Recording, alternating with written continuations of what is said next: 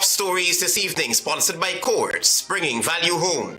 APNU and AFC to finalize agreement by March 31 whether to contest the 2025 elections independently or as a coalition. GECOM chairperson failed to give biometrics enough thought, says IFAD.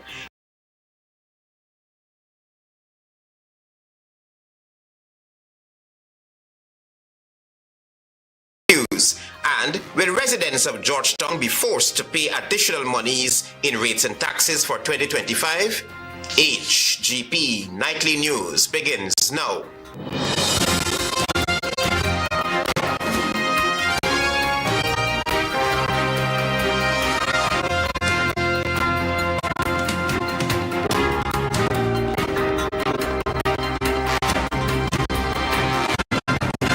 Good evening to our viewers here in Guyana and online. I'm Travis Chase with the Wednesday, January 22 edition of the HGP Nightly News. We have what you need to know this evening. Antonio Day will open our broadcast and he will tell us that March 31 is the deadline for the Alliance for Change and a Partnership for National Unity to finalize whether they will contest the general and regional elections as a united front. Alliance for Change leader Nigel Hughes Tuesday evening placed a recently signed agreement with the Partnership for National Unity, APNU, on a possible coalition on life support. Mr. Hughes said the parties have until March 31 to finalize the agreement. The AFC remains committed to contesting these elections on its own, if necessary. That is the position of the party. We have been authorized by our executive to enter into discussion with other parties. We believe that with some parties, it is better to have documented the parameters of our engagement just so that we are all on the same page. When asked about his confidence in APNU regarding the terms and conditions of the agreement, Hughes said his party's new position is based on past experiences. We're very keen to learn the lessons of what has happened before, and I have a personal responsibility to ensure that they are not repeated. The AFC flagged that the agreement is structured in two phases, the first phase being exploratory, aimed at determining whether the two parties can collaborate to present a united front. The second phase will move forward depending on the results from the first phase. Hughes gave this response when asked to provide more clarity on the terminology of life support in reference to the agreement. Now, anything that is in life support, the fact that it's in life support, I think holds out that there's always hope and promise that we will move from that position to one that is positive. Asked whether Aubrey Norton, chairman of the APNU and leader of the PNCR, would assume leadership in any potential coalition, Hughes gave these remarks. There has to be a mechanism and a process for identifying the leadership. For us, that process has to be driven by scientific means, polls and other criteria. If and when we get there, I'm sure we'll address that. Antonio Day reporting for the HGP Nightly News. Thank you, Antonio. In a technologically advanced era, the decision handed down by chairman of the Guyana Elections Commission not to implement biometrics for the upcoming elections is regressive, and her decision must have been politically directed, so says IFAD. More details in this report. It would appear as though Chairman of the Guyana Elections Commission, retired Justice Claudette Singh, has been taking political directives, hence her decision against the implementation of biometrics for the upcoming general and regional elections. Vice Chairman of the Institute for Action Against Discrimination, Pandit Ubraj Narain, says the organization came to that conclusion given that GECOM has had ample time since the 2020 elections to explore and implement biometric solutions. I believe that, due respect, Justice Claudette Singh have been taking directions. And that is not my feelings alone, but political directives. And many people in our community think the same, because every suggestions the opposition commissioners make that commission, she object. The former mayor posited that given this technologically advanced era, Claudette Singh's decision to not implement biometrics for the upcoming elections is regressive. It's an easy something to be implemented as long you have the technical people involved. And presently, you know for a fact, and the entire Guyana know for a fact, that Guyana and India share a very close relationship, and the government of Guyana can able to use that diplomacy and engage India, and GECOM can engage the government and able to have access to those technical people in India. Given Guyana's population and the questionable data from the 2022 census, the need for biometrics in the electoral process is necessary, Narain posited. If you look at I've done research on this biometric system, it will only take about 5 months to be implemented in a country like Guyana, because we don't have 1 million people according to the then census. We still await on the current census. Perhaps the GECOM chairperson should have used her authority and called for the implementation of biometrics earlier, Narain argued. Yes, she definitely did not think it through, and she definitely did not give it full attention. Last week, Chairman of the Guyana Elections Commission, retired Justice Claudette Singh, said that introducing biometrics could not be done for the upcoming elections because of insufficient time before Guyanese go to the polls. Travis Chase, HGP Nightly News. You will hear now that a recently formed political party is uninterested in competing against the two main political parties, but is pushing the envelope as it calls for drastic changes to be made to the country's constitution. According to founder of the People's Movement, Nigel London, there is a dire need for constitutional reform. He argued that while there are clear laws which speak directly to the separation of powers in Guyana's Westminster Constitution, these principles are ineffective in today's setting. The separation of powers speaks to the segmented and independent roles of the judiciary, executive and legislative, the three main arms of the government. London, during an exclusive interview with Nightly News, highlighted a disregard for acceptable norms, particularly the roles of the President and the National Assembly. So we have someone in the person of Irfan Ali who sits in the seat of a president, and he has no power to determine who from the PP goes to parliament. That is tragic, to say the least. David Granger is not in parliament. He says he doesn't want anything with politics, according to what he would have said in reference to the report. But then he controls who is in parliament for the APNU and AFC. According to London, the current composition of the National Assembly paves the way for case and unilateral decisions. I do not believe that there should be 65 members of parliament who are selected and are not elected. And there's a great difference. He contended that the parliamentary culture must be changed. I find it to be tragic in reference to the Guyanese experience, where one side of a house can determine how our money is spent, how much money would be spent. And of course, if you have the voting majority, then they can simply just pass in the circuit, then it was democratic. London also commented on the functions of the judiciary. I believe that our judicial system is independent constitutionally, but in reference to our experience as Guyanese, it isn't. And that can lend itself, in many cases, to the culture of our nation. Antonio Day reporting for the HGP Nightly News. Thank you, Antonio, for your reporting. Stay with us. There is more news ahead. Welcome to SNL Electrical Inc., where lighting and electrical needs are met with expertise and style. From the latest in electrical lamps to durable cables, circuit breakers, panels, we have it all. Illuminate your space with our elegant chandeliers, stunning crystal lights, and versatile pole lights. Looking to upgrade your comfort? Explore top-of-the-line AC units and our diverse selections of stylish styles. Visit us at 170-180 Thomas Street, Kitty, Georgetown. Discover solution that not only lights up your world but transforms it. Call us on telephone number 226-3018 or 223-1634. SNL Electrical Inc. powering your life with elegance, quality, and care.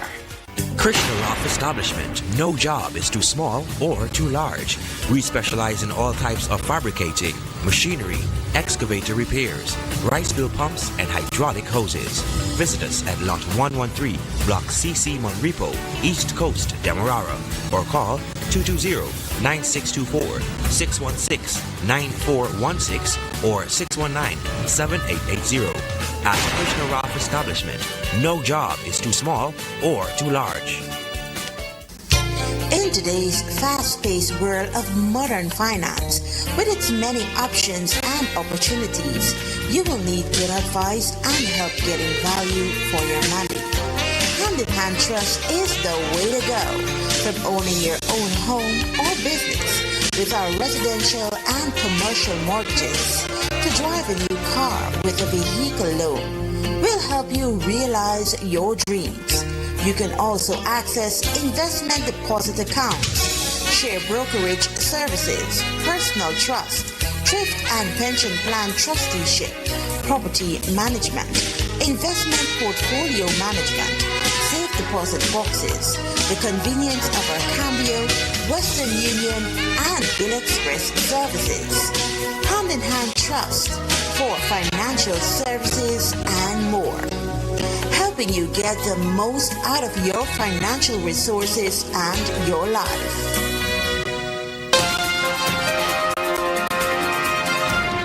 Thanks for staying with us here in the HGP Nightly News.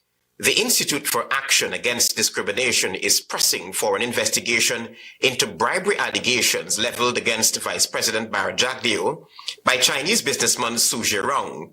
The Institute says 3 years later, there is no word from the Commissioner of Police, while the whereabouts of Su remains a mystery. Here is more. Back in July of 2022, Chinese businessman Su Zhirong, a personal friend of Vice President Barra Jagdeo, had implicated him in bribery and corruption during an interview with United States Vice News. Su told Vice News at the time that Mr. Jagdeo allegedly took cash bribes for multi-million-dollar contracts and that he, Su, was his middleman. In response, Mr. Jagdeo had filed a lawsuit against his friend Su Zhirong. Since then, nothing has been heard of the lawsuit. The Institute for Action Against Discrimination, IFAD, at a press conference on Wednesday, renewed its call for an investigation into Su's allegations. To date, we haven't heard from Su. We have not seen any affidavit by Su or anyone represent Mr. Su. That's Vice Chairman of IFAD, Ubraj Narain. Narain recalled that the human rights organization had written to then Acting Commissioner of Police Clifton Hicken asking for an investigation into the corruption allegations. And the Guyanese people, IFAD, will like to see that investigation take place so that Mr. Jagdeo can clear his name from that international media. And the Guyanese people still want to see or hear something about Su and Jagdeo. IFAD's vice chairman says it now appears that Commissioner of Police Clifton Hicken is deliberately ignoring the organization's request for an investigation into Mr. Jagdeo. We have not even received a response from the Commissioner office. And not only us in Guyana here, but I guess the international community are paying keen attention to these letters, because I can tell you I have no fear. These letters were sent to the UN Human Rights Committee.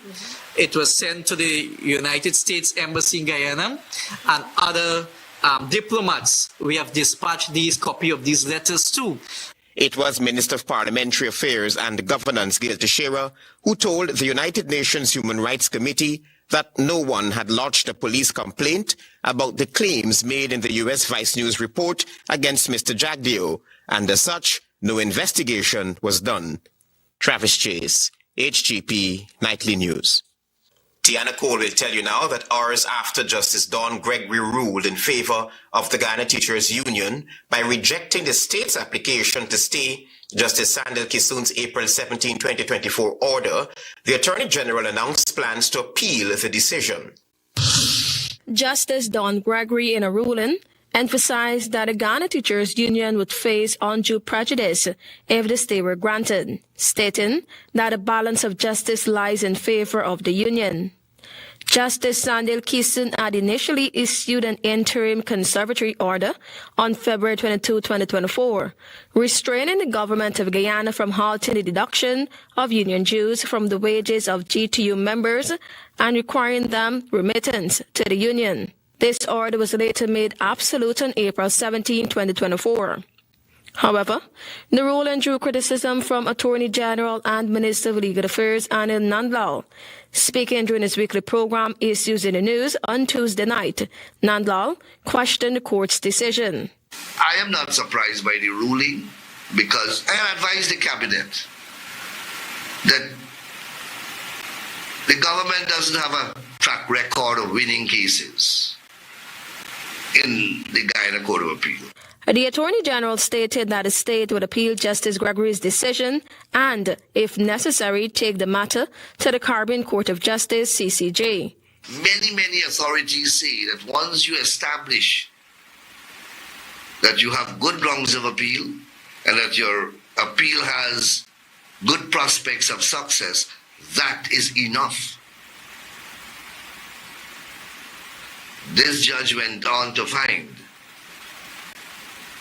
that the justice of the case did not merit a stay to be granted. Nandlal argued that Justice Gregory, as a single judge, should have adhered to a previous decision by the same court, which held that the state did not violate any law. And I thought that the law was clear, it having been settled by the very Court of Appeal. The Attorney General also contended that the government had ceased providing the service of deducting union dues from the GTU since February 2024, and no apparent prejudice had been suffered by the union. The union, as we pointed out to the court, has every right and responsibility to go and uplift union dues from its members. That is its responsibility. The Guyana Teachers Union was represented by Attorney-at-Law Darren Wade, while Attorney General Anil Nandlal Senior Counsel, along with Darshan Ramdani King's Counsel, Shoshana Lal, Chevy Devonish, Omar Hoppy, and Candacia Lewis, appeared on behalf of the state. Tiana reporting for the HGP Nightly News. Will 2025 be the year that residents of Georgetown are made to pay more in rates and taxes? Daisy Richards will tell us more. On Tuesday, the Georgetown Mayor and City Council held its financial meeting where the increase in rates and taxes were discussed. Chief Citizen Alfred Mentor has indicated that discussions are ongoing and a decision will be made shortly on a possible increase in rates and taxes across the municipality in order for it to effectively perform its functions. In order for us to honor the obligation, this can be from the 50 or 52% of the people that pay us taxes, we need to increase that. The mayor added that he has already received the full support of councillors on both sides of the aisle. Vice President Barjagyo, during multiple press conferences, called on the mayor and city council to go after the city's debtors. Mayor Mentor said this will be the way forward. We have a big revenue stream to go after, and those also include all kind of persons, and I said this. He spoke about political parties, and I agree. We will all those persons will have to be considered, and all those persons will have to be addressed, including businesses. He pointed out that although they will be going after large debtors, other streams of revenue are being considered. We could find ways of how we could be able to settle different transactions and work with our citizens to find solutions that are workable and solutions that incentivize them. The mayor highlighted that the Guyana Local Government Officers Union have committed to working alongside the council to support the cause and appeal to the public. For AGP Nightly News, I am Daisy Richards. Thank you, Daisy. Stay with us. There is more news ahead. Planning a cleanup? We can help. Sevon's Waste Management skip bins can be provided for home renovation projects, yard cleanup, or construction project. It's simple. Step 1, give us a call. Step 2, we put down the bin. Step 3, load it up with all of your junk. Step 4, we take it away. That's simple. Bins are also available in various sizes, so there is no job that is too big or too small. Call Cvon's Waste Management today at 218-1455. Interested in honoring or paying tribute to a loved one, or just making a loved one feel special? HGP TV offers you all that and more. Air your birthday greetings, death announcements, and wedding anniversaries on HGP TV today. HGP TV offers affordable prices, convenience, and great services. Call us on 220-3660 or email us at sales@hgptv.com.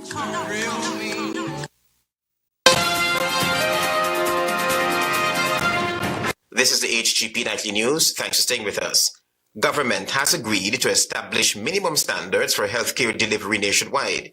It said it will hold healthcare professionals accountable. Find out more from Tiana Cole. On Tuesday, President Irfan Ali met with his cabinet and officials from the 10 administrative regions to address pressing issues affecting healthcare delivery. Discussions centered on pinpointing challenges, resolving areas of dissatisfaction, and developing practical solutions to ensure citizens fully benefit from investments. One major outcome of the meeting was a commitment to developing a system where patients receive a 3-month supply of medications, eliminating the need for monthly refills at clinics. That every health center must upkeep a full register of all the patients, chronic disease patients, and their medical supply needs. And they must be given 3 months' supplies. President Ali emphasized the importance of reducing bureaucratic barriers to better serve the public, highlighting that the government is making tremendous investments in improving the lives of citizens. We have set today the minimum standards that we'll accept in facilities in every community. Our health centers are not only there when you're sick. Our health centers are centers of continuous support. The president outlined clear mandates for regional program heads, stressing accountability and efficiency in healthcare delivery. And I've made it very clear that they're going to be held accountable for the delivery of service to people. Service that is efficient, reliable, transparent, accountable, open, and ensuring that our systems work. The issue of indiscipline and absenteeism within the healthcare system was also addressed. Regional health officers pointed to concerns about the abuse of sick leave, which is undermining productivity and service delivery. The abuse of sick leave and private doctors being used in the process of aiding this abuse of sick leave, especially for key and critical staff. Minister of Health Dr. Frank Anthony said, while he welcomed the timeliness of the meeting, also acknowledged the many challenges within the system. He affirmed his ministry's commitment to addressing these issues while striving for continuous improvement. In every community in this country, and we've been able to deliver, I would say, very good service, but we want to make that better and even make it the best possible service that we can deliver. To ensure consistency and quality in service delivery, the government will establish quality assurance bodies in every region, including representatives of civil society to monitor standards and provide oversight. The government has allocated $143.2 billion in the 2025 national budget for the expansion and modernization of the health sector. Tiana Ko reporting for the HGP Nightly News. The Sirot Potter College of Education has officially launched 4 new programs aimed at meeting the needs of children across key sectors. Find out more from Daisy Richards. 4 4 programs targeting health and family life education, HFLE, literacy education, LE, special education needs and disabilities, SEND, and general teacher education, GTE, aimed at meeting the needs of children across the key sectors. Minister of Education Priya Manik-Chan, in delivering the feature address, was critical on the sector she oversees.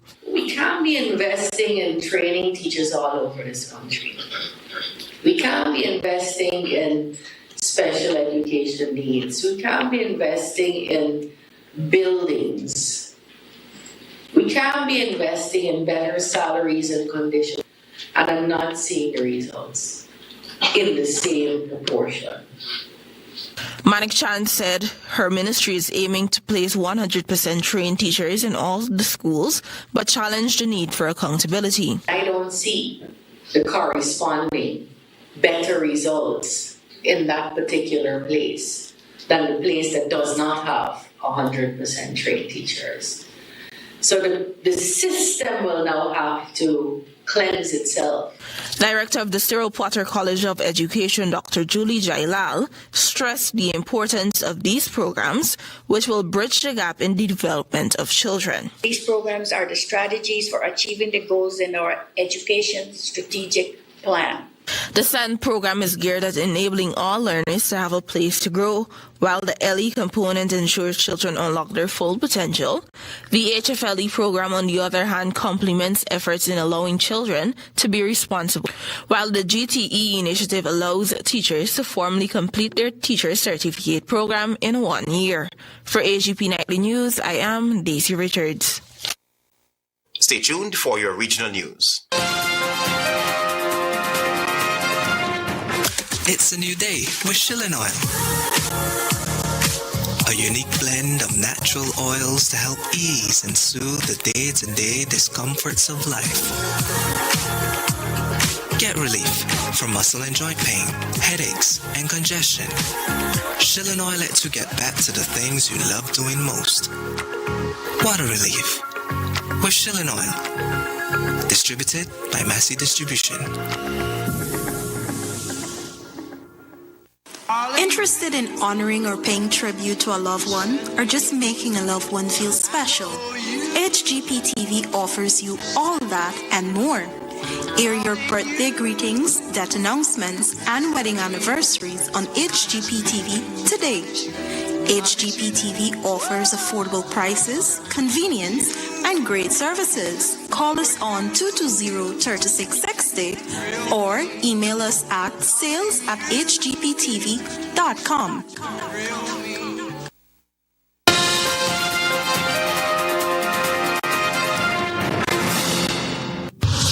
Good evening, I'm Daisy Richards with Wednesday's edition of the Regional News. We begin with news from Trinidad and Tobago. 3 men were killed by police responding to reports of a robbery in central Trinidad late on Monday. The 3 were in a car that crashed during a reported shootout at Welcome Road, Cunupia. The dead men, who were not immediately identified, were taken from their vehicle, loaded into the trunks of police SUVs, and taken to Chaguanas District Hospital. 2 others escaped. From images taken of the men on arrival at the hospital, it appears that they all died on the way. The men are suspected to have been involved in a robbery at a Chinese restaurant and were escaping the scene when they encountered responding police officers.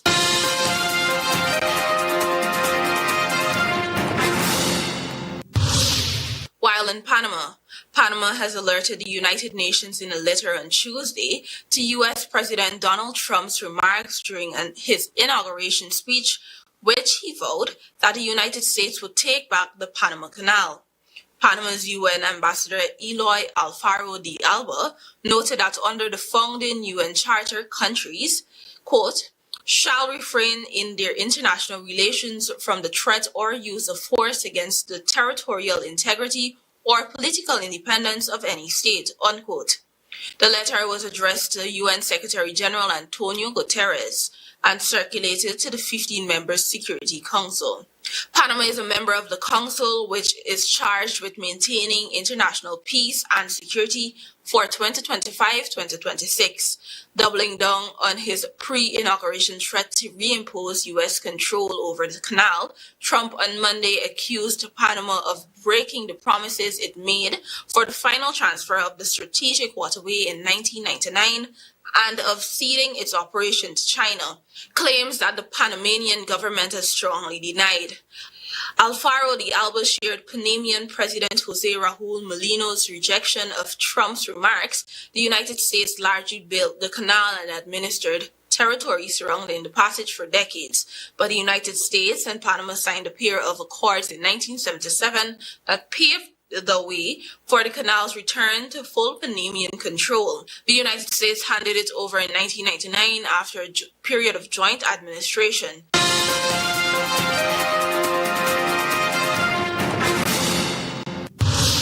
Finally, the World Health Organization expressed regret on Tuesday regarding the United States' announcement of its intended withdrawal from the international health body. The announcement comes after more than 70 years of partnership between WHO and the United States, which was a founding member of the organization in 1948. Throughout this period, the collaboration has yielded significant public health achievements. Quote, for over 7 decades, WHO and the USA have saved countless lives and protected Americans and all people from health threats, unquote. WHO stated in its official response, quote, together we ended smallpox and together we have brought polio to the brink of eradication, unquote. The organization emphasized its vital role in global health security. WHO highlighted the United States' long-standing involvement in its governance structures, including, quote, active participation in the World Health Assembly and Executive Board, unquote, alongside 193 other member states. WHO expressed hope for continued collaboration, slating, quote, we will hope the United States will reconsider and we look forward to engaging in constructive dialogue to maintain the partnership between USA and WHO for the benefit of the health and well-being of millions of people around the globe, unquote. Thank you for watching. Until next time.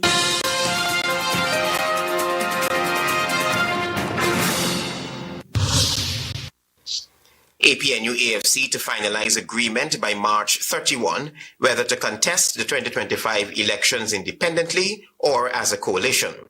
GECOM chairperson failed to give biometrics enough thought, says IFAD. Drastic changes must be made to Guyana's constitution, says Nigel London. And will residents of Georgetown be forced to pay additional monies in rates and taxes for 2025? Those are our major headlines. For these stories and more, please go to our website. It's www.hgptv.com. I'm Travis Chase. Thanks for watching. Goodbye.